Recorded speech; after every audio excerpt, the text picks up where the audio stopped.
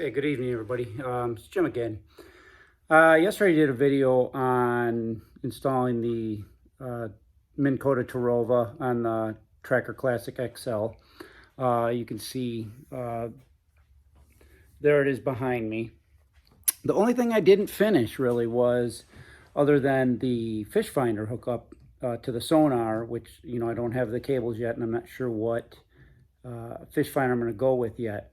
Other than that, I didn't have the heading puck installed. So I went ahead and did that today, and I struggled with where I wanted to put it. I went over a lot of different places. I hope what I choose, what I chose works out well, but I just want to show you a quick minute video, and let's go take a look.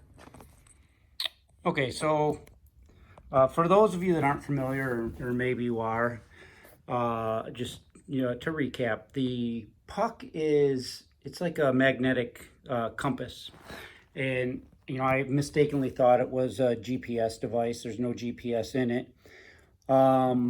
It's just a compass, and it helps you with spot lock, and it helps you with the jogging feature, so you can move 5 feet at a time from a spot lock position. So anyway, with that being said, it's kind of important. That's why not to mount it near any electromagnetic fields, or to mount it level is my understanding of it.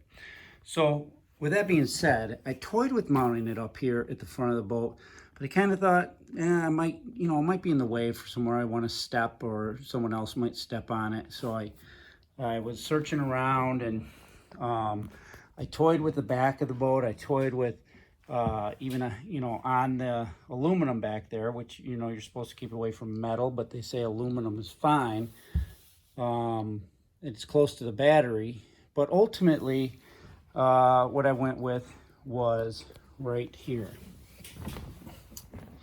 Got the shifter right here, and I put the puck right up front. This is pretty much a useless space. Nothing's going to be going on there. It's not in the way of anything. I wanted it right here. This is where initially was pretty much in my mind set. That's where it was going, but it's not very level. And when I searched if it had to be level, everything I was finding said yes, and it's definitely a downward slope. So that's why I opted against that spot. It's a much more level spot right here. This is metal underneath, so I did have to drill some pilot holes. I could have ran it out the corner here and had the wire come through, but ultimately, it was no big deal. I just drilled straight down through this, passed the wire straight through. You can see, let me grab my flashlight. You can see it's pretty open right here. I mean, this is a space right here. You can reach your hand right inside there, grab the wire that you fed through, and then feed it up into here, and that's where I spliced into the power for this Garmin right up here, the fish finder on the console.